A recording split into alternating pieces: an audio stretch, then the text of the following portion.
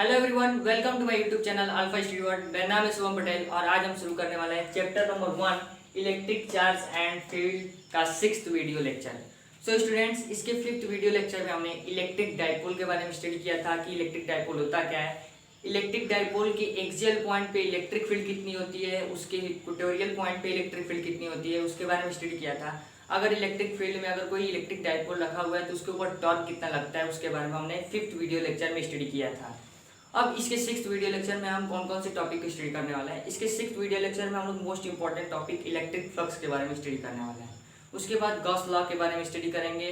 उसके बाद application of Gauss law के कुछ एप्लीकेशंस है उसके बारे में स्टडी करेंगे। तो चलिए लेक्चर को स्टार्ट करते हैं। सबसे पहला हमारा जो टॉपिक है वो है इलेक्ट्रिक फ्लक्स। तो हम लोग सबसे पहले स्टार्ट करेंगे इलेक्ट्रिक फ्लक्स से।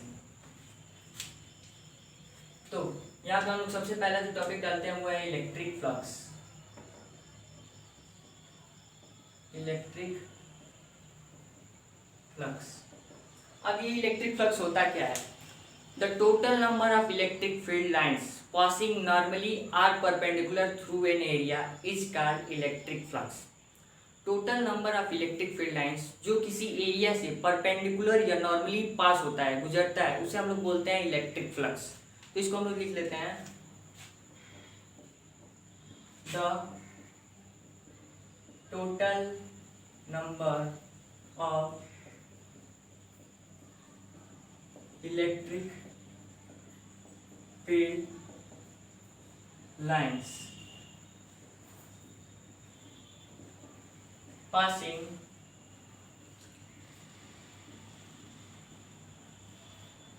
perpendicular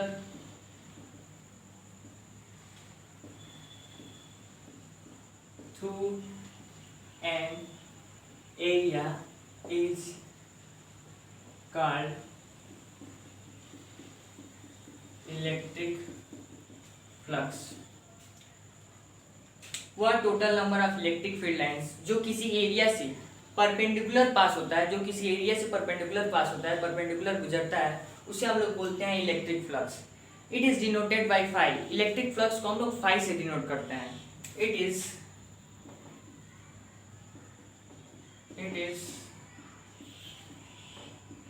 denoted by phi। इसको हम लोग फाई सिंबल से डिनोट करते हैं इलेक्ट्रिक फ्लक्स को। अब सपोज कीजिए कि हमारे पास कोई ये एक इलेक्ट्रिक फील्ड है, हमारे पास कोई ये एक इलेक्ट्रिक फील्ड है। इस इलेक्ट्रिक फील्ड के अंदर हमने कोई प्लेन एरिया रखा।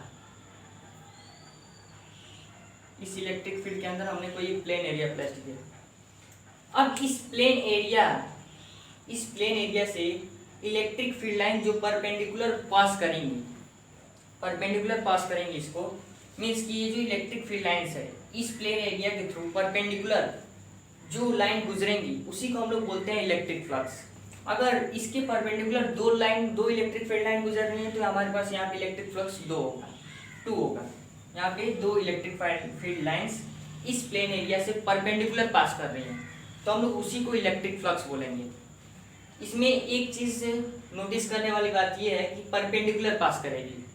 ऐसा नहीं कि अगर वो कोई इलेक्ट्रिक फील्ड लाइन ऐसे परपेंडिकुलर ना पास करके किसी और एंगल पे पास करे तो उसको हम लोग इलेक्ट्रिक फ्लक्स में नहीं लेंगे। इलेक्ट्रिक फ्लक्स हम उसी को लेंगे जो इलेक्ट्रिक फील्ड लाइन इसके परपेंडिकुलर होके गुजरे, इस प्लेन एरिया के परपेंडिकुलर होके गुजरे, उसी को हम लोग लेते हैं इलेक्ट्रिक फ्लक्स। ये हम लोग का इलेक्ट्रिक फील्ड है, ये हम लोग का प्लेन एरिया है डेल्टा एस। तो ये तो हो गया इलेक्ट्रिक फ्लक्स। अब इलेक्ट्रिक फ्लक्स जो फाई है, इलेक्ट्रिक फ्लक्स फाई, ये 3 चीज़ों पे डिपेंड करता है। तो हम लोग उसको देख लेते हैं।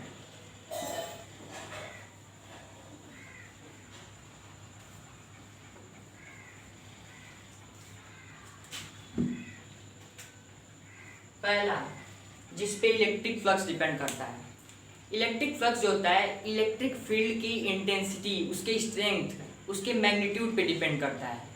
तो सपोज कीजिए कि हमारे पास एक ये इलेक्ट्रिक फील्ड है,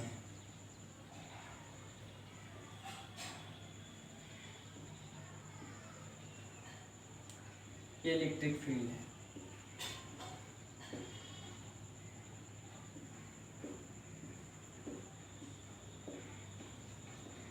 और ये एक इलेक्ट्रिक फील्ड है।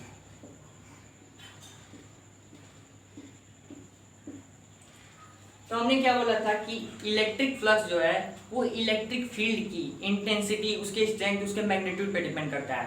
तो हमने इलेक्ट्रिक फील्ड लाइन से पढ़ा था कि इलेक्ट्रिक फील्ड की स्ट्रेंथ कब हाई होगी, इलेक्ट्रिक फील्ड की इंटेंसिटी कब ज़्यादा होगी, जब इलेक्ट्रिक फील्ड लाइंस एक दूसरे के क्लोज हो। तो यहाँ पे इलेक्ट्रिक फील्ड की इंटेंसिटी मीन्स की उसकी स्ट्रेंथ ज़्यादा है और यहाँ पे इलेक्ट्रिक फील्ड की इंटेंसिटी इसके कंपेरिजन में कम है। तो अगर इस इलेक्ट्रिक फील्ड के अंदर हमने अगर कोई प्लेन एरिया प्लेस किया, तो इस प्लेन एरिया से परपेंडिकुलर सिर्फ दो इलेक्ट्रिक फील्ड लाइन पास कर रही हैं, तो यहाँ पे इलेक्ट्रिक फ्लक्स 2 के इक्वल होगा। अगर इस इलेक्ट्रिक फील्ड के अंदर जिसकी इंटेंसिटी इसके कंपैरिजन में ज़्यादा है, इसकी स्ट्रेंथ इस इलेक्ट्रिक फील्ड की जो स्ट्रेंथ है इसके कंपैरिजन में ज़्यादा है, इसके अंदर अगर हम लोग कोई कोई प्लेन एरिया प्लेस किए, तो यहाँ पे इस प्लेन एरिया से परपेंडिकुलर होकर गुजरने वाली जो इलेक्ट्रिक फील्ड लाइंस है वो इस से ज़्यादा है, इसके कंपैरिजन में ज़्यादा है। यहाँ पे 2 इलेक्ट्रिक फील्ड लाइंस इस प्लेन एरिया से परपेंडिकुलर होके पास कर रही हैं, जबकि यहाँ पे 1 2 3 4 5 इलेक्ट्रिक फील्ड लाइंस इस प्लेन एरिया से परपेंडिकुलर होके पास कर रही हैं। प्लेन एरिया का शेप और साइज सेम है, बस यहाँ पे इलेक्ट्रिक फील्ड की इंटेंसिटी ज़्यादा है और यहाँ पे इलेक्ट्रिक फील्ड की इंटेंसिटी कम है। मीन्स कि इस इलेक्ट्रिक फ्लक्स फाई जो है, इलेक्ट्रिक फ्लक्स फाई ये डायरेक्टली प्रोपोर्शनल होता है इलेक्ट्रिक फील्ड की इंटेंसिटी पे। ये हम लोगों ने पहला चीज नोटिस किया।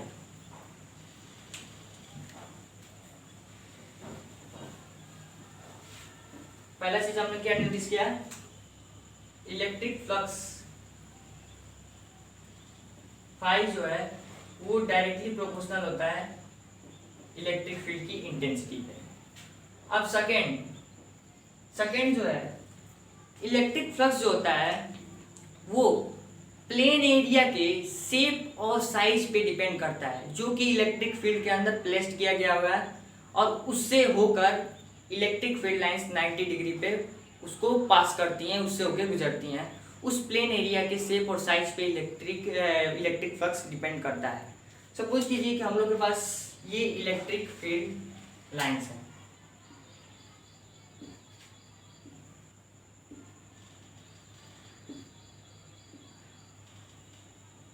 ये हम लोग के पास इलेक्ट्रिक फील्ड लाइन है, electric field line.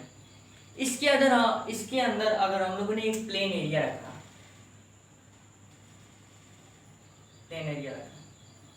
Delta S, इसके अंदर हम लोगों ने प्लेन एरिया रखा, तो इससे जो इलेक्ट्रिक फील्ड लाइंस जो इस प्लेन एरिया के 90 डिग्री पे पास कर रही हैं उसकी नंबर है 2।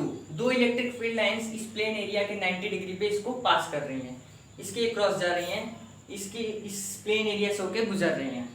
अगर इलेक्ट्रिक फील्ड की इंटेंसिटी में इसकी इलेक्ट्रिक फील्ड की स्ट्रेंथ को सेम रखें, इलेक्ट्रिक फील्ड की स्ट्रेंथ को सेम रखें,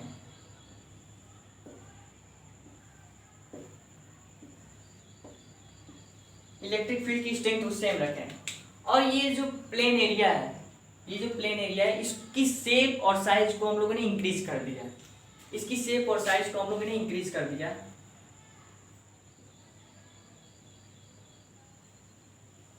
इसकी शेप और साइज को इंक्रीज कर दिया, तो इस प्लेन एरिया से जो number of electric field lines pass होंगी 90 डिग्री पे, जो number of electric field lines इस प्लेन एरिया से होकर 90 डिग्री पे पास करेंगी, उसका जो नंबर है वो ज़्यादा हो जाएगा। यहाँ पे 3 इलेक्ट्रिक फील्ड लाइंस इस प्लेन एरिया के 90 डिग्री पे इसको पास कर रही हैं। तो यहाँ पे जब number of electric field lines ज़्यादा होंगे तो इलेक्ट्रिक फ्लक्स ज़्यादा होगा, यहाँ पे number of electric field lines कम है तो यहाँ पे इलेक्ट्रिक फ्लक्स भी कम होगा। मीन्स कि जब हम लोग प्लेन एरिया का शेप और साइज बढ़ा रहे हैं तो इलेक्ट्रिक फ्लक्स भी इंक्रीज कर रहा है और जब घटा रहे हैं तो डिक्रीज कर रहा है। तो मीन्स इस पे हम लोग ने सेकेंड क्या देखा कि इलेक्ट्रिक फ्लक्स जो है वो डायरेक्टली प्रोपोर्शनल है डेल्टा एस के, मीन्स की प्लेन एरिया के डायरेक्टली प्रोपोर्शनल है शेप और साइज के। अगर इसका शेप इंक्रीज किया जाए तो इलेक्ट्रिक फ्लक्स इंक्रीज करेगा, अगर इसका शेप डिक्रीज किया जाए तो इससे पास होने वाली इलेक्ट्रिक फील्ड लाइंस कम होंगी और इलेक्ट्रिक फ्लक्स भी कम होगा।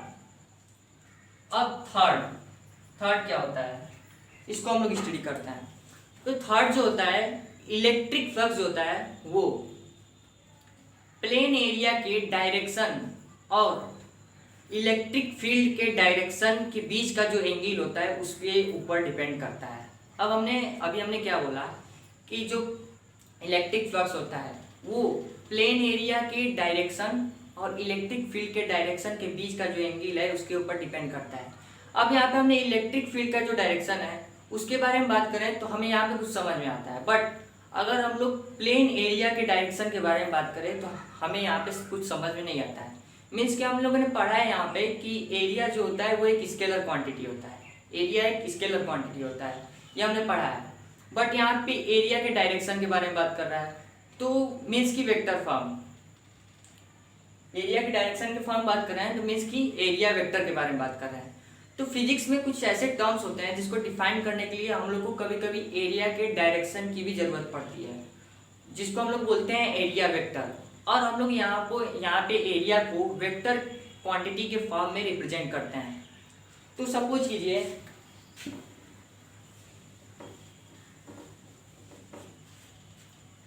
हमारे पास एक ये स्क्वायर है,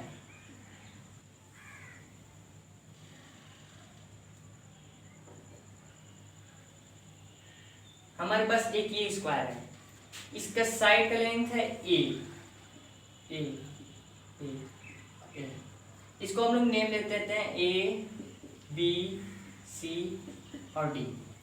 अगर हम आपसे पूछे कि इस स्क्वायर का एरिया कितना होगा तो आप बोलेंगे ए स्क्वायर, मीन्स इसका साइड का प्रोडक्ट ए स्क्वायर बोलेंगे। बट अगर हम इसकी डायरेक्शन पूछे आपसे कि इसका जो एरिया हम लोगों ने निकाला है उसका डायरेक्शन क्या होगा तो ये हम लोग फाइंड नहीं कर पाएंगे। बट जब हम लोग एरिया वेक्टर की बात करते हैं मीन्स कि A B vector B C, इसका हम लोग क्रॉस प्रोडक्ट करते हैं, A B vector into B C vector.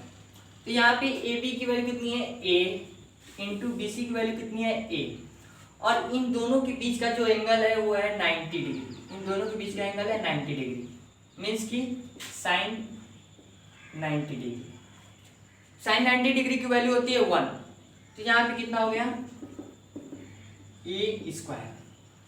अब हम ये जानते हैं कि जब भी किसी दो वेक्टर का हम लोग क्रॉस प्रोडक्ट करते हैं तो जो उसका आंसर आता है वो उन दोनों वेक्टर के परपेंडिकुलर होता है। जब भी हम किसी दो वेक्टर का क्रॉस प्रोडक्ट करते हैं तो उन दोनों वेक्टर का जो आंसर आता है वो इन दोनों वेक्टर के परपेंडिकुलर होता है। मीन्स की जो एरिया, ये जो एरिया आया है इसका डायरेक्शन जो होगा वो इसके परपेंडिकुलर आउटवर्ड होगा या फिर परपेंडिकुलर इनवर्ड होगा। मीन्स की ये जो एरिया है इसका जो डायरेक्शन है वो या तो इसके परपेंडिकुलर आउटवर्ड होगा या फिर इसके परपेंडिकुलर इनवर्ड होगा या फिर परपेंडिकुलर आउटवर्ड होगा। तो यहाँ पे हम लोगों ने एरिया वेक्टर का डायरेक्शन फाइंड करना सीख लिया है। तो एरिया वेक्टर का जो डायरेक्शन होता है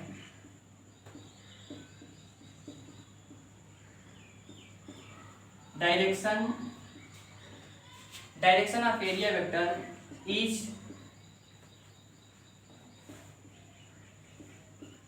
परपेंडिकुलर टू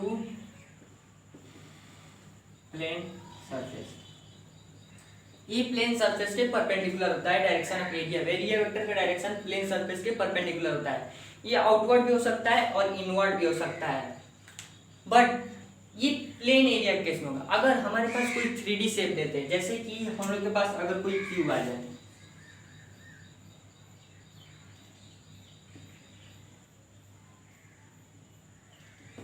हमारे पास एक ये क्यूब आ गया है, सॉरी हमारे पास एक ये क्यूब आ गया,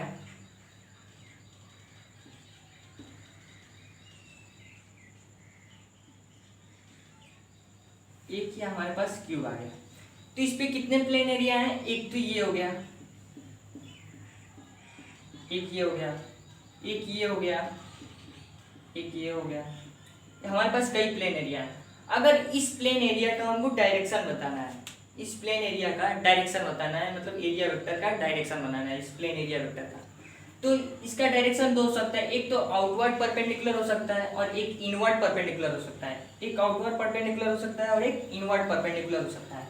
तो जब भी हम 3D शेप लेते हैं तो इसमें हम सिर्फ आउटवर्ड परपेंडिकुलर को ही लेते हैं, इनवर्ड परपेंडिकुलर को नहीं लेते हैं। तो ये तो हो गया 3D शेप जब होता है, तो इसमें हम लोग आउटवर्ड परपेंडिकुलर डायरेक्शन लेते हैं एरिया वेक्टर का। तो यहाँ पे हम लोगों ने एरिया वेक्टर के बारे में स्टडी कर लिया। अब जो हम लोग इलेक्ट्रिक फ्लक्स के बारे में बात किए थे, इलेक्ट्रिक फ्लक्स प्लेन एरिया के डायरेक्शन और इलेक्ट्रिक फील्ड के डायरेक्शन के बीच का जो एंगल बनता है उसके ऊपर डिपेंड करता है। तो उसको वो कैसे डिपेंड करता है उसको देखते हैं। सपोज कीजिए कि हम लोग के पास एक ये इलेक्ट्रिक फील्ड है,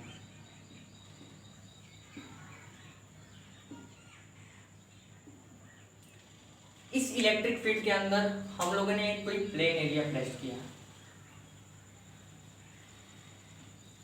अब इलेक्ट्रिक फील्ड की डायरेक्शन किधर है? इस डायरेक्शन में।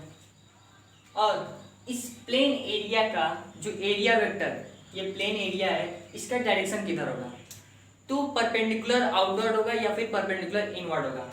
तो मीन्स इसके परपेंडिकुलर होगा इसका डायरेक्शन। और इलेक्ट्रिक फील्ड का भी डायरेक्शन इधर ही है और ये प्लेन एरिया का जो परपेंडिकुलर है वो भी इसी साइड में है।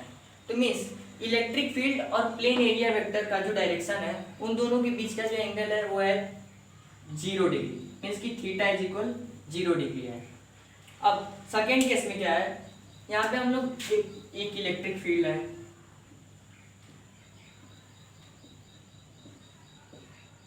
अब इस इलेक्ट्रिक फील्ड के अंदर हम लोगों ने कोई एक प्लेन एरिया प्लेस किया, बट इसकी ये जो प्लेन एरिया है वो इसके पैरेलल है।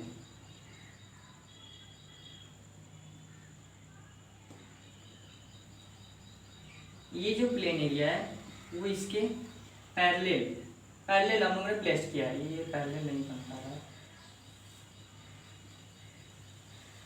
इसके हम लोगों ने पैरेलल प्लेस किया। यहाँ पे हम लोगों ने प्लेन एरिया इसके परपेंडिकुलर पे प्लेस किया था, और यहाँ पे इलेक्ट्रिक फील्ड में के अंदर हम लोगों ने जो प्लेन एरिया प्लेस किया उसको परपेंडिकुलर प्लेस किया। तो जब यहाँ पे प्लेन एरिया इलेक्ट्रिक फील्ड के अंदर ऐसे पैरेलल है, इलेक्ट्रिक फील्ड के पैरेलल है, तो यहाँ पे जो प्लेन एरिया होगा उसका डायरेक्शन कैसे होगा?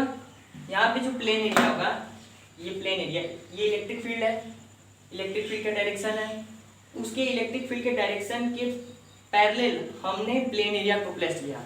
तब इस प्लेन एरिया का जो डायरेक्शन होगा कैसे होगा? परपेंडिकुलर आउटवर्ड होगा, परपेंडिकुलर आउटवर्ड। और इलेक्ट्रिक फील्ड का डायरेक्शन किधर है? इस साइड में है, और प्लेन एरिया का डायरेक्शन इस साइड में है। तो इन दोनों के बीच का जो एंगल बना, ये प्लेन एरिया का जो डायरेक्शन है और ये इलेक्ट्रिक फील्ड का डायरेक्शन है, तो इन दोनों के बीच का जो एंगल बना वो है 90 डिग्री की इक्वल। इन दोनों के बीच का जो एंगल बना वो 90 डिग्री एंगल है, मीन्स की theta is equal 90 degree. But यहाँ पे हमने देखा जब इसके प्लेन में रखा है, जब इलेक्ट्रिक फील्ड के अंदर हमने प्लेन एरिया को इलेक्ट्रिक फील्ड के पैरेलल में रखा, तो इससे एक भी इलेक्ट्रिक फील्ड लाइन पास नहीं हो रही, मीन्स कि यहाँ पे इलेक्ट्रिक फ्लक्स जो है वो मिनिमम है, 0 है। बट अगर हम इसके परपेंडिकुलर रखते हैं, मीन्स की theta is equal 0 degree, electric field और प्लेन एरिया का जो डायरेक्शन है उसके बीच का एंगल अगर 0 डिग्री है और इसको हम लोग परपेंडिकुलर रख रहे हैं, तो इसमें से 2 इलेक्ट्रिक फील्ड लाइन पास कर रही है, मीन्स कि यहाँ पे मैक्सिमम इलेक्ट्रिक फील्ड लाइन पास कर रही है। तो जब थीटा इज इक्वल 0 डिग्री है, थीटा इज इक्वल 0 डिग्री है, तो यहाँ पे मैक्सिमम इलेक्ट्रिक फ्लक्स हो रहा है, यहाँ पे मैक्सिमम वैल्यू आ रही है इलेक्ट्रिक फ्लक्स की, और यहाँ पे मिनिमम आ रही है। तो ऐसा किस केस में होता है?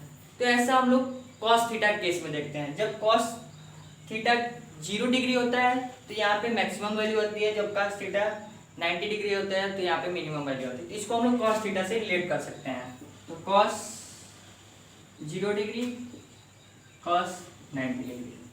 तो हम लोगों ने यहाँ क्या देखा, जो इलेक्ट्रिक फ्लक्स है वो डायरेक्टली प्रोपोर्शनल है कॉस थीटा के।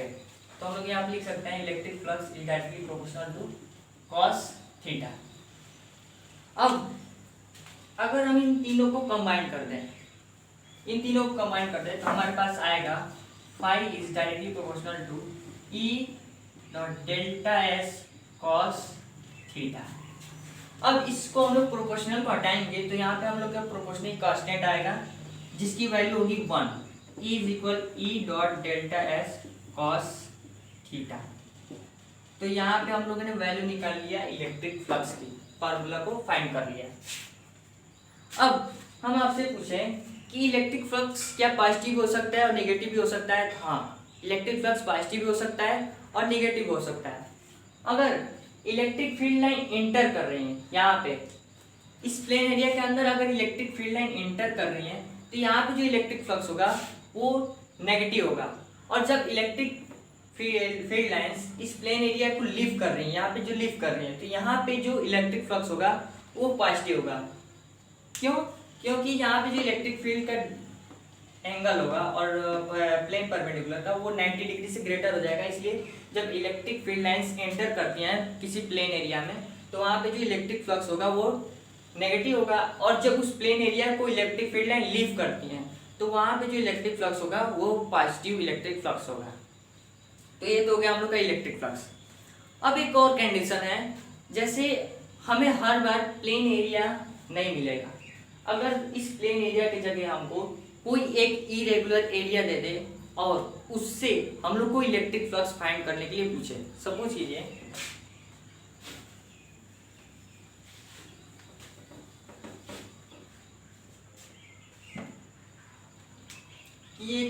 ये कोई इलेक्ट्रिक फील्ड है,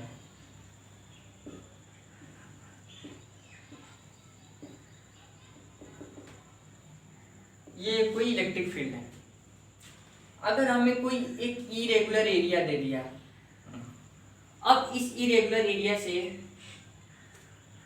हमें इलेक्ट्रिक फ्लक्स पूछा कि इस इरेगुलर एरिया से इलेक्ट्रिक फ्लक्स कितना होगा, तो हम यहाँ पे छोटे छोटे स्मॉल एरिया एलिमेंट लेंगे ds छोटा छोटा एक स्मॉल एरिया एलिमेंट लेंगे ds। अब इस ds एरिया एलिमेंट से कितनी इलेक्ट्रिक फील्ड लाइन पास करेगी उसको देखेंगे और इलेक्ट्रिक फ्लक्स फाइंड करेंगे इस स्मॉल एरिया एलिमेंट ds के वजह से। और इसी तरह हम लोग छोटा छोटा एरिया एलिमेंट लेंगे ds और उन सब की वजह से इलेक्ट्रिक फ्लक्स फाइंड करेंगे कि उस छोटे एरिया एलिमेंट ds के वजह से इलेक्ट्रिक फ्लक्स कितना होगा। और उस सभी इलेक्ट्रिक फ्लक्स को फाइंड करके उसको इंटीग्रेट कर देंगे तो हमारे पास इस पूरे इरेगुलर एरिया का टोटल इलेक्ट्रिक फ्लक्स निकल जाएगा। तो integration E vector dot ds vector, तो ये तो हो गया हम लोग का इलेक्ट्रिक फ्लक्स।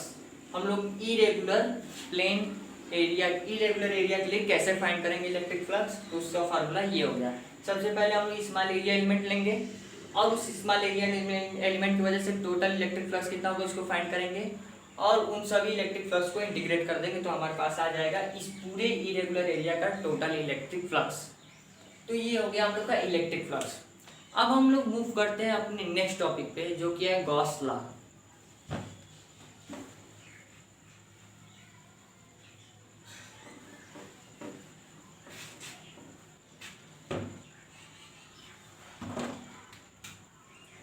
तो हमारा नेक्स्ट टॉपिक है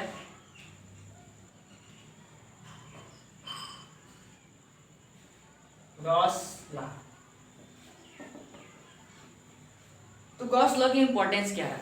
तो गॉस लॉ जो होता है वो किसी क्लोज सरफेस के टोटल फ्लक्स और उसके नेट चार्ज के बीच का रिलेशनशिप को बताता है। किसी क्लोज सरफेस के टोटल फ्लक्स और उसके नेट चार्ज के बीच का जो रिलेशनशिप है उसको बताता है गॉस लॉ। तो गॉस लॉ कहता क्या है? Gauss law state that the total flux through a close surface is 1/ε0 times the net charge enclosed by the surface. Means कि किसी भी क्लोज सरफेस के थ्रू जो टोटल फ्लक्स होगा वो उस क्लोज सरफेस के नेट चार्ज के 1/ε0 टाइम्स के इक्वल होगा। इसको हम लोग लिख लेते हैं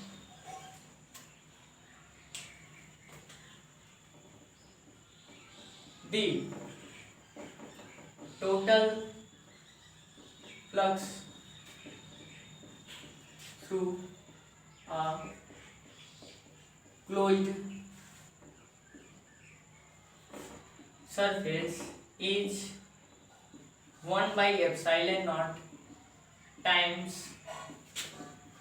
the net charge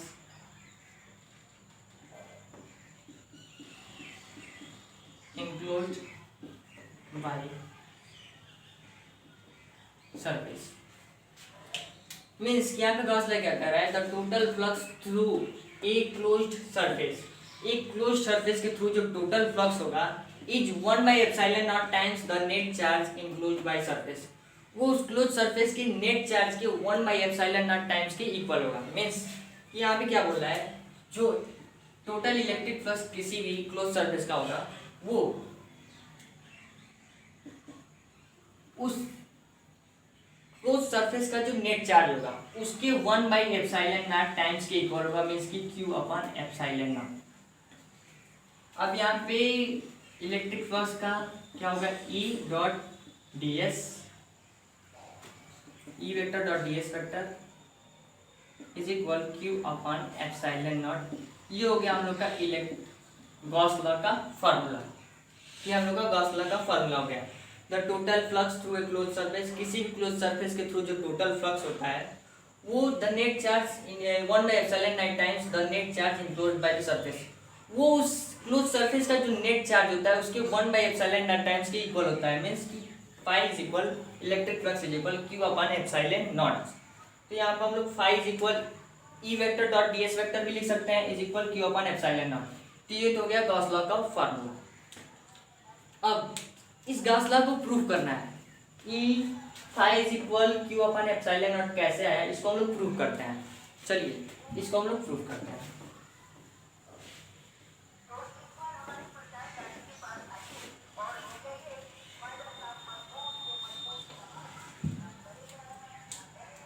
सपोज कीजिए कि हम लोग यहाँ पे एक स्फीयर ले रहे हैं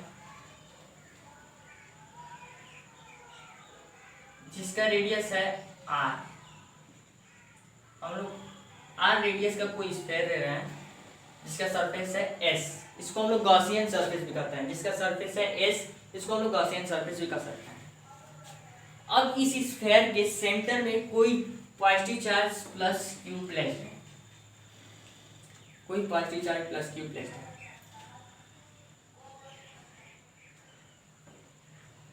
अगर इस पॉइंट चार्ज की वजह से हम लोग को इस सरफेस पे, इस पॉइंट चार्ज प्लस q की वजह से इस सरफेस पे किसी भी पॉइंट पे हम लोग को इलेक्ट्रिक फील्ड फाइंड करना हो, तो इलेक्ट्रिक फील्ड इस सरफेस के किसी भी पॉइंट पे सेम होगा, सेम इलेक्ट्रिक फील्ड आएगा।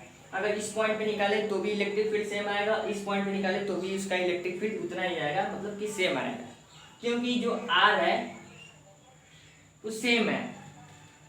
मीन्स की इलेक्ट्रिक फील्ड की जो डिस्टेंस है इस चार्ज से वो हम लोग सेम डिस्टेंस ले रहे हैं, r जो है कांस्टेंट है।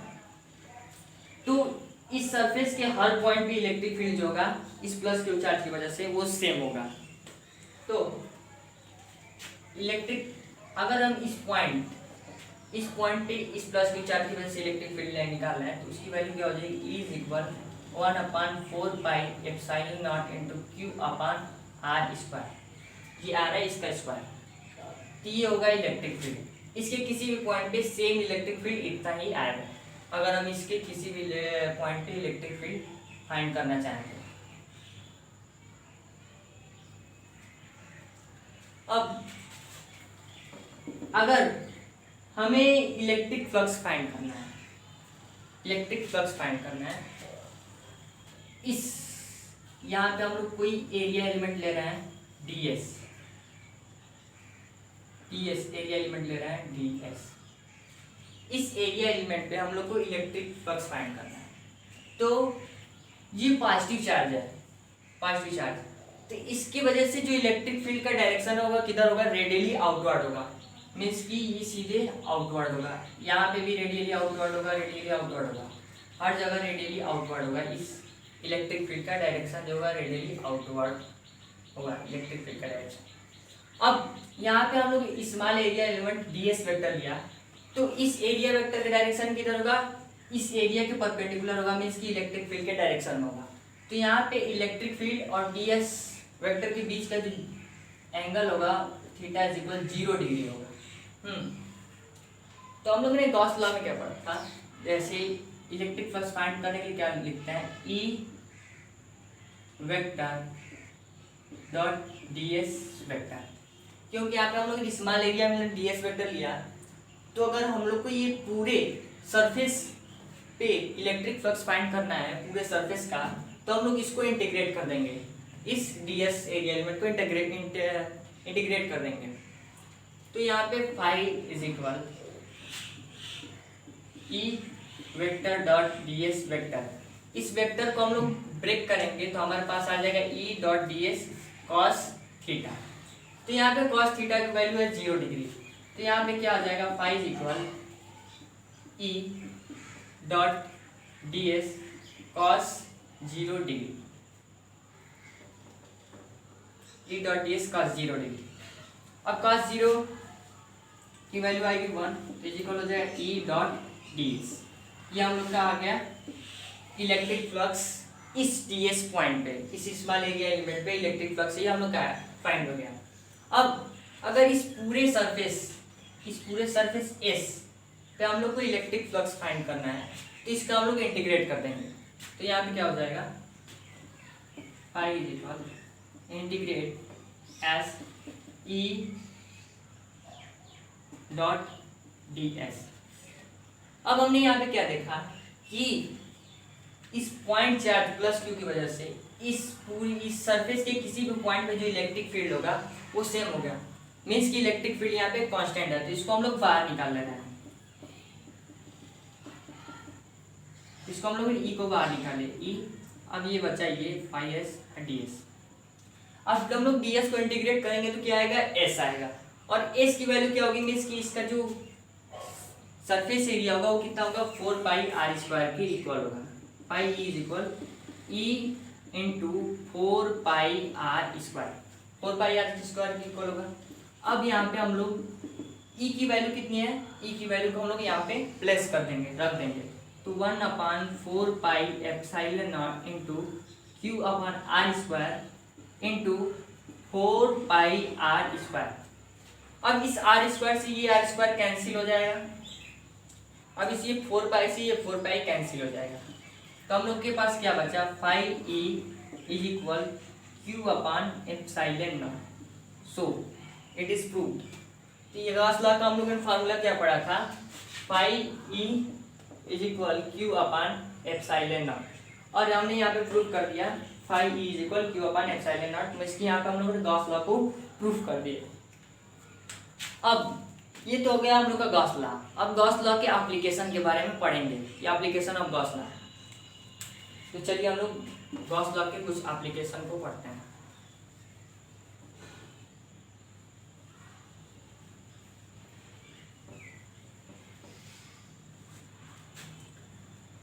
Application of Gauss law. Gauss law के कुछ एप्लीकेशन को पढ़ने के पहले गॉस लॉ के कुछ इंपॉर्टेंट पॉइंट्स को देख लेते हैं। तो गॉस लॉ के इंपॉर्टेंट पॉइंट्स को देख लेते हैं। इंपॉर्टेंट पॉइंट्स को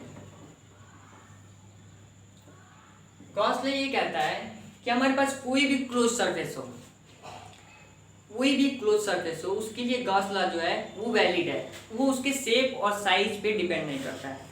तो कुछ कीजिए कि हमारे पास अगर ये क्यूब है, इसके अंदर चार्ज है क्यू, नेट चार्ज है क्यू। अगर ये हमारे पास कोई स्फेयर है, इसके अंदर चार्ज है क्यू।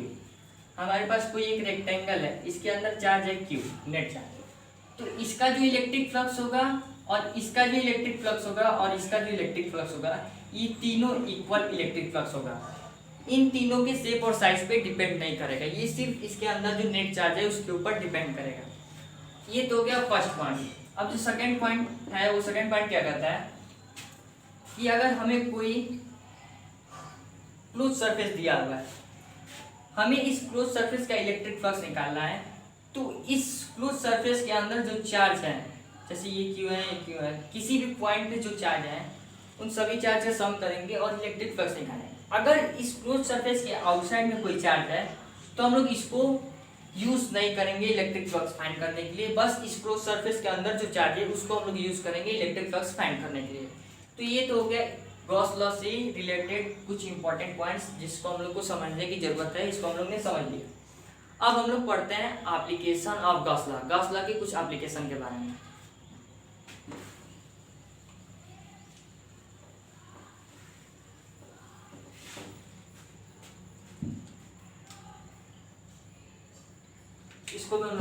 देते हैं।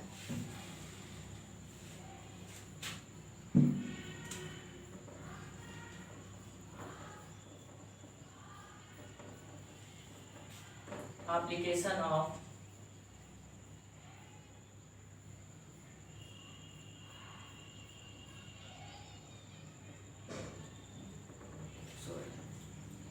Application of Gauss law.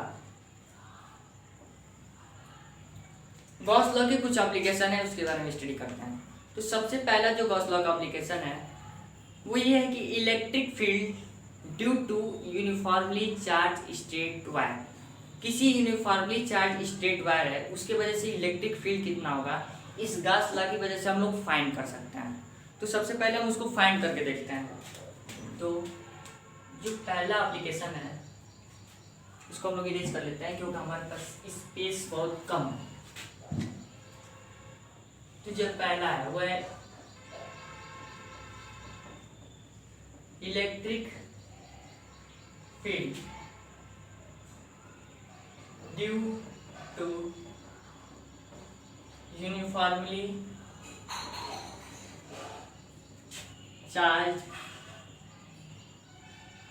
Straight wire. Uniformly charge straight wire की वजह से इलेक्ट्रिक फील्ड कितना होगा, इसको हम लोग गॉस लॉ के यूज से फाइंड करेंगे। तो सपोज कीजिए कि हम लोग के पास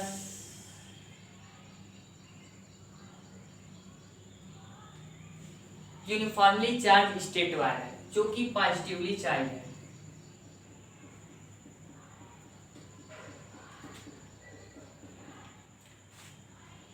इसकी लीनियर चार्ज डेंसिटी जो होगी वो होगी lambda is equal Q upon L. अब इस यूनिफॉर्मली चार्ज स्ट्रेट वायर से आर डिस्टेंस की परपेंडिकुलर आर डिस्टेंस की दूरी पे किसी पॉइंट पी पे हम लोग को इलेक्ट्रिक फील्ड फाइंड करना है। इस यूनिफॉर्मली चार्ज स्ट्रेट वायर के परपेंडिकुलर आर डिस्टेंस की दूरी पे किसी पॉइंट पी पे इलेक्ट्रिक फील्ड फाइंड करना है। तो सबसे पहले हम इस पॉइंट पी से पास होने वाला एक Gaussian surface, closed Gaussian surface use करेंगे, कंसीडर करेंगे। तो यहाँ पे हम लोग ने एक साइलेंड्रिकल गॉसियन सरफेस कंसीडर किया जिसका रेडियस है r, जिसकी रेडियस है r और लेंथ है l और रेडियस है r। अब इस साइलेंड्रिकल गॉसियन सरफेस में हमारे पास 3 पोर्शन है। फर्स्ट इज 3 पोर्शन है, एक तो ये है फ्लैट सर्कुलर एंड, ये दूसरा फ्लैट सर्कुलर एंड और ये तीसरा कर्व सरफेस एंड। ये इसको हम लोग नेम देते हैं S1, इसको देते हैं S2 और इसको देते हैं S3। ये S1 हो गया, ये S2 हो गया और ये S3 हो गया। तो सबसे पहले इलेक्ट्रिक फील्ड इस पॉइंट P पे निकालने के लिए सबसे पहले हम इस एरिया पे इलेक्ट्रिक फ्लक्स फाइंड करेंगे, फिर इस एरिया पे इलेक्ट्रिक फ्लक्स फाइंड करेंगे और इस कर्व एरिया पे इलेक्ट्रिक फ्लक्स फाइंड करेंगे। तो यहाँ पे हम लोग एक स्मॉल एरिया एलिमेंट लेते हैं DS2, एक स्मॉल एरिया एलिमेंट लेते हैं और एक स्मॉल एरिया एलिमेंट लेते हैं DS2। यहाँ पे S2 है तो स्मॉल एरिया एलिमेंट लिए DS2। अब इस स्मॉल एरिया एलिमेंट का जो डायरेक्शन होगा, इस एरिया का जो डायरेक्शन होगा वो होगा इसके परपेंडिकुलर होगा। फिर उसी तरह सिमिलरली हम लोग इस S3, ये जो फ्लैट सर्कुलर एंड है थर्ड, उस पे हम लोग एक स्मॉल एरिया एलिमेंट लेंगे जिसको हम लोग नेम देंगे DS3, स्मॉल एरिया एलिमेंट। अब इसका जो डायरेक्शन होगा वो भी होगा इस एरिया एलिमेंट के परपेंडिकुलर। और यहाँ पे हम लोग एक स्मॉल एरिया एलिमेंट लेंगे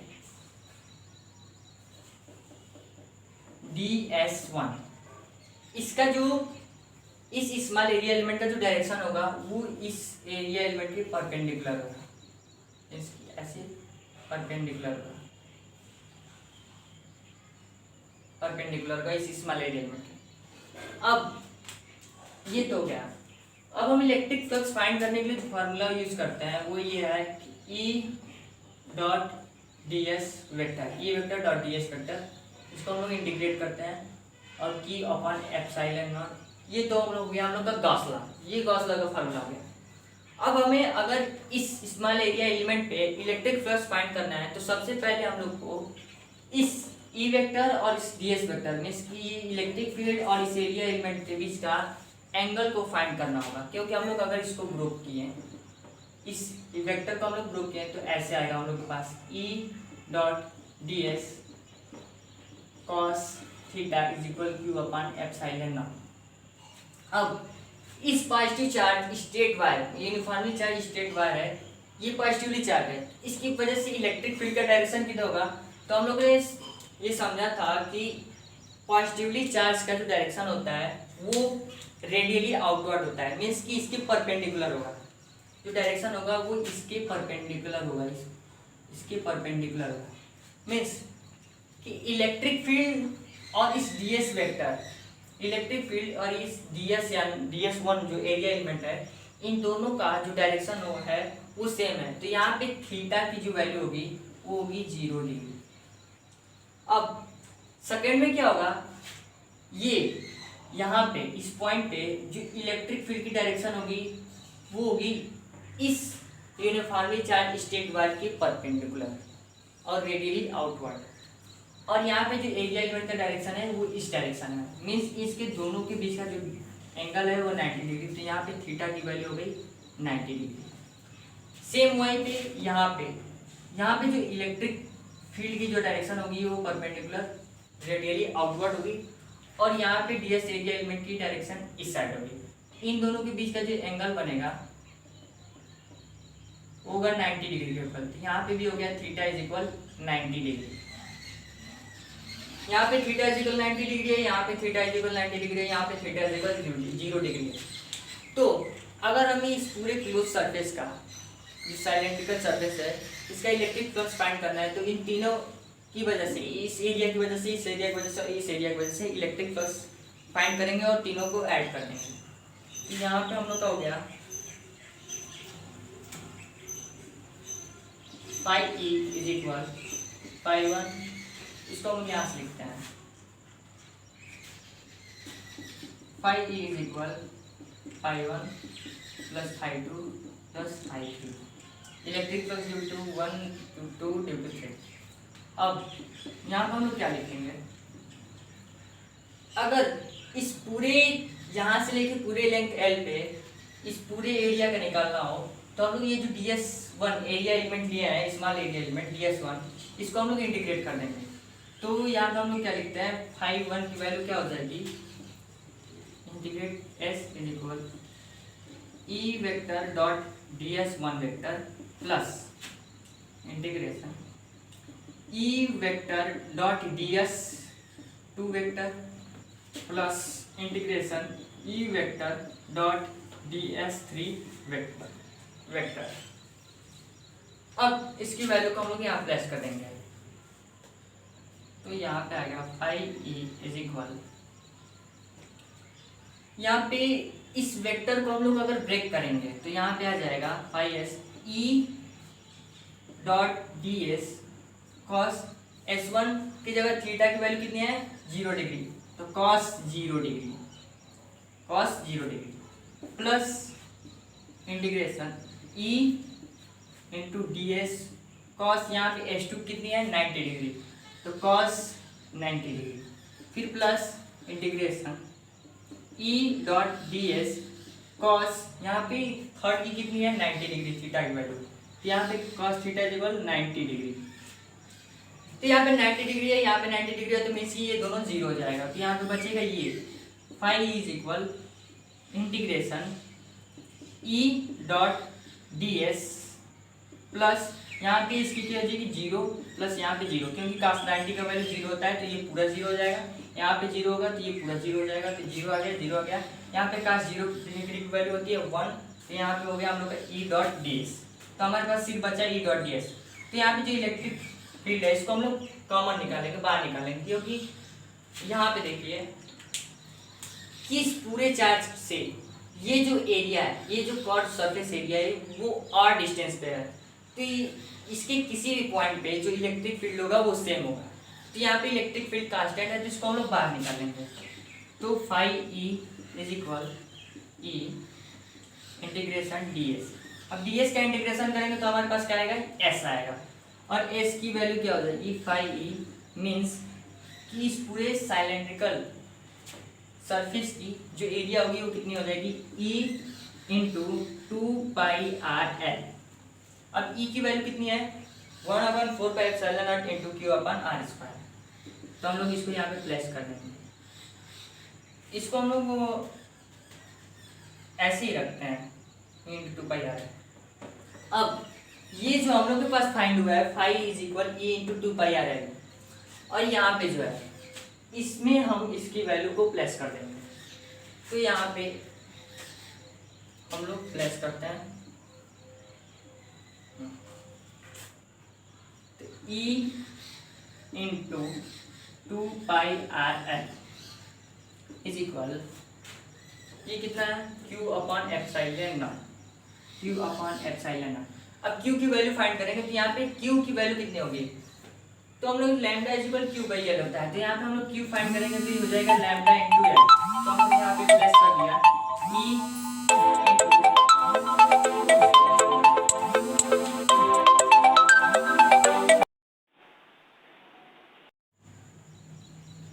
हाँ, तो हम लोग यहाँ पे क्या लिख देते हैं, E इंटू 2πr_l है इज इक्वल Q/ε0।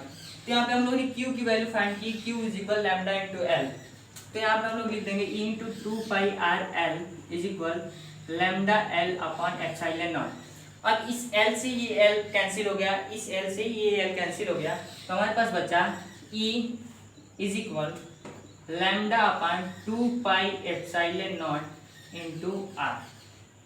ये हम लोग की इलेक्ट्रिक फील्ड फाइंड हो गई। इस पॉइंट पे हम लोग को इलेक्ट्रिक फील्ड फाइंड करना था, और यहाँ पे हम लोग ने फाइंड कर लिया E इज इक्वल λ/2πε0 r। तो हम लोगों ने यहाँ पे electric field due to uniformly charge straight wire, uniformly charge straight wire की वजह से इलेक्ट्रिक फील्ड फाइंड कर लिया गॉस लॉ के यूज की वजह से। तो हम लोग का इलेक्ट्रिक फील्ड कितना निकला, E इज इक्वल λ/2πε0 r। तो यहाँ पे हम लोगों ने electric field due to uniformly charge straight wire की वजह से फाइंड कर लिया। ये तो हो गया पहला एप्लीकेशन गॉस लॉ का। अब गॉस लॉ का जो दूसरा एप्लीकेशन है वो क्या है,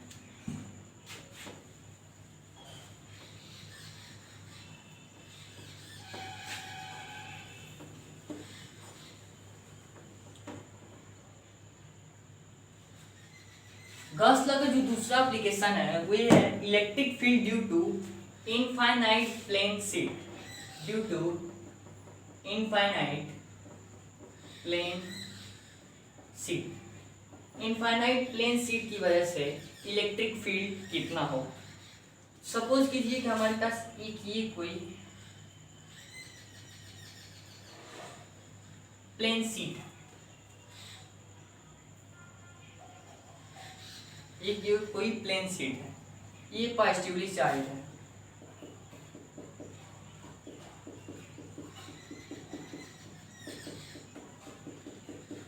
पॉजिटिवली चार्ज है, इनफाइनाइट प्लेन शीट है, ये पॉजिटिवली चार्ज है। इससे r डिस्टेंस के, इसके सेंटर के r डिस्टेंस की दूरी पे किसी पॉइंट P पे हमको इलेक्ट्रिक फील्ड निकालना है इस इनफाइनाइट प्लेन शीट की वजह से। अब ये इनफाइनाइट कैसे हुआ, जैसे ये जो प्लेन शीट है, ये जो प्लेन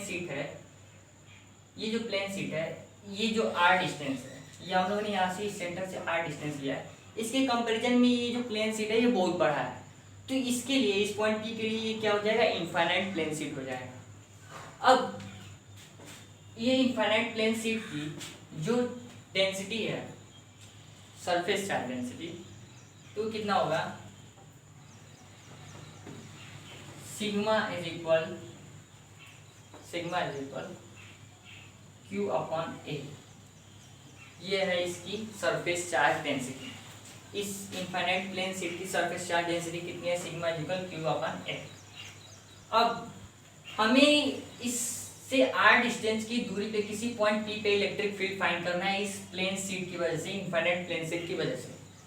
तो हम लोग इस P पॉइंट से गुजरती हुई, इस P पॉइंट से पास करती हुई कोई एक क्लोज्ड गॉसियन सरफेस यूज करना है। तो यहाँ पे हम लोग closed Gaussian surface, cylindrical closed Gaussian surface use कर रहे हैं, जिसकी लेंथ है 2r।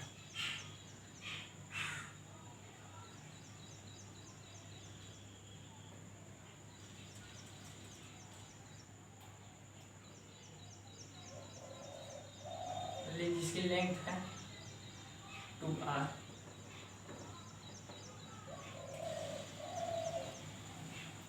जिसकी लेंथ है 2r। ये भी इस पॉइंट से r डिस्टेंस पे ये पॉइंट P है, इस पॉइंट से r डिस्टेंस पे ये एक पॉइंट P डैश है।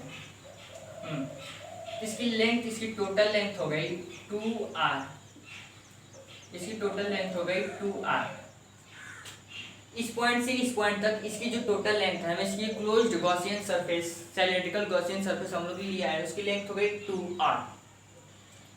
अब इसमें इस सिलेंड्रिकल गॉसियन सरफेस में हम लोग 3 पोर्शन देख रहे हैं। पहला ये पोर्शन सर्कुलर फ्लैट एरिया, और ये दूसरा सर्कुलर फ्लैट एरिया, और ये तीसरा कर्व एरिया, ये तीसरा कर्व एरिया है, तीसरा कर्व एरिया। अब इस एरिया का जो डायरेक्शन होगा वो किधर होगा, इस एरिया के परपेंडिकुलर होगा। इस एरिया का डायरेक्शन इस एरिया के परपेंडिकुलर होगा, और इस एरिया का डायरेक्शन इस एरिया के परपेंडिकुलर होगा। हाँ कि ना, होगा ना। अब ये पॉजिटिवली चार्ज है, ये जो प्लेन शीट है ये पॉजिटिवली चार्ज है, ये सभी पॉजिटिवली चार्ज हैं, ये सभी पॉजिटिवली चार्ज है।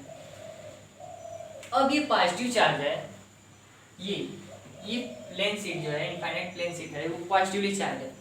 तो इसकी वजह से जो इलेक्ट्रिक फील्ड का जो डायरेक्शन है वो किधर होगा, रेडियली आउटवर्ड होगा, इसके परपेंडिकुलर होगा, रेडियली आउटवर्ड होगा। तो अगर इसकी इलेक्ट्रिक फील्ड की डायरेक्शन की बात करें तो ये इसके रेडियली आउटवर्ड होगा। मीन्स किस एरिया वेक्टर, इसकी जो ये एरिया लिया हम लोग, इसको हम लोग ले लेते हैं S1, इसको लेते हैं S2, और इसको लेते हैं S3। तो ये जो S1 एरिया, इसका जो डायरेक्शन है वो इस इलेक्ट्रिक फील्ड के डायरेक्शन के अलोंग है, इसकी सेम डायरेक्शन में। तो यहाँ पे थीटा की वैल्यूज हो गई, वो हो गई 0 डिग्री। और यहाँ पे भी इलेक्ट्रिक फील्ड रेडियली आउटवर्ड है, मीन्स कि यहाँ से इलेक्ट्रिक फील्ड कितना होगा, ये रेडियली आउटवर्ड होगा। तो यहाँ पे जो S2 एरिया है, तो इसका जो एरिया का जो डायरेक्शन होगा वो इसके परपेंडिकुलर होगा, और इलेक्ट्रिक फील्ड के डायरेक्शन भी इसी साइड में है, और ये दोनों सेम डायरेक्शन में। तो यहाँ पे थीटा की जो वैल्यू होगी वो होगी 0 डिग्री, यहाँ पे भी 0 डिग्री और यहाँ पे भी 0 डिग्री।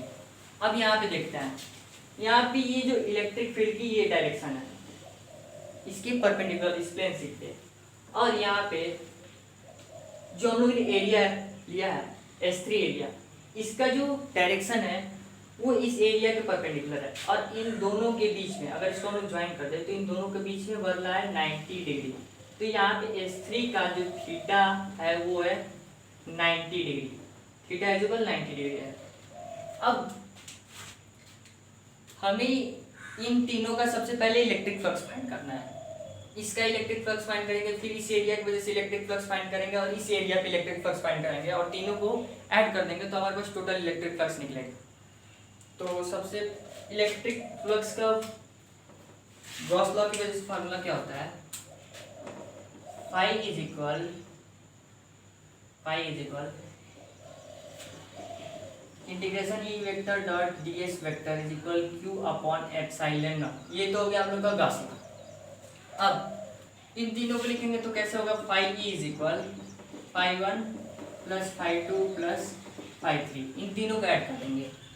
तो यहाँ पे फाई ए इज इक्वल φ1, तो पहले हम लोग यहाँ पे एक स्मॉल एरिया एलिमेंट लेंगे ds, जिसको हम लोग लिखेंगे ds1 vector. Small area element लेंगे ds1 वेक्टर, तो इसका भी सेम डायरेक्शन होगा। तो यहाँ पे हम लोग इस पूरी अगर S1 पूरे S1 का जो हम लोग को इलेक्ट्रिक फ्लक्स फाइंड करना है, तो इसको हम लोग इंटीग्रेट कर देंगे। तो यहाँ पे हो जाएगा E dot ds1 E vector dot ds1 vector plus integration E vector dot ds2 vector plus integration E vector dot ds3 vector, same पहले वाली कंडीशन के तरह।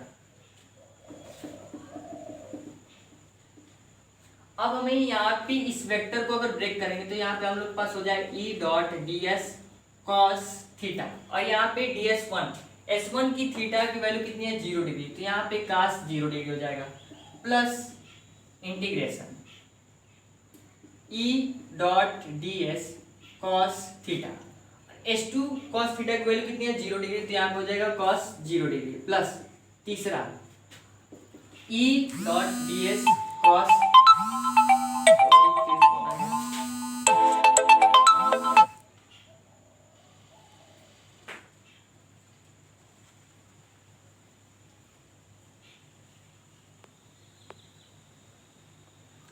बार फोन आ जा रहा है, डिस्टर्ब हो जा रहा है।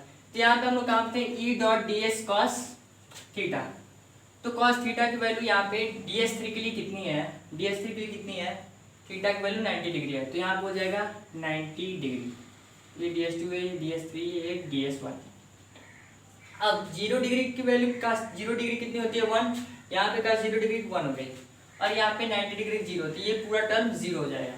तो हम लोग इसको ऐसे लिख देते हैं, electric flux is equal integration E dot ds1 plus integration E dot ds2 plus ये पूरा कितना हो जाएगा, ये 90 degree cos 90 degree is equal 0 होता है, तो ये पूरा टर्म कितना हो जाएगा 0। अब यहाँ पे देखते हैं कि ये जो पॉइंट है इनफिनिट प्लेन शीट का, इससे r डिस्टेंस की दूरी पे ये पॉइंट P है, सेम r डिस्टेंस की दूरी पे ये पॉइंट P डैश है, ये भी एरिया और ये भी एरिया, मतलब कि S1 भी और S2 भी दोनों एक दूसरे से r डिस्टेंस की दूरी पे हैं। अगर हम लोग इस चार्ज की वजह से इस पॉइंट पे इलेक्ट्रिक फील्ड फाइंड करें और इस पॉइंट पे इलेक्ट्रिक फील्ड फाइंड करें तो दोनों सेम होगा, तो हम लोग यहाँ पे E को कॉमन ले सकते हैं क्योंकि यहाँ पे इलेक्ट्रिक फील्ड कांस्टेंट है। तो phi E is equal, E को हम लोग ने बाहर निकाल लिया और फाई हो गया ds1 प्लस E को हम लोग ने यहाँ पे बाहर निकाल लिया, यहाँ पे हो गया ds2। अब यहाँ पे ds1 हो गया, ds2 हो गया, इसकी भी एरिया है A और इसकी भी एरिया है A, दोनों का एरिया A है, सेम एरिया ये भी है और सेम एरिया ये भी है, तो इसको हम लोग लिख सकते हैं phi E is equal E into A plus E into A। अच्छा है, E इंटू S भी लिख सकते हो आप लोग। अब इसको हम लोग लिख सकते हैं 2EA।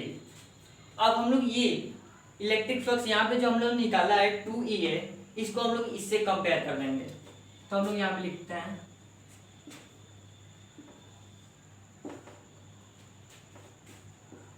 Phi E is equal 2EA is equal Q upon epsilon not.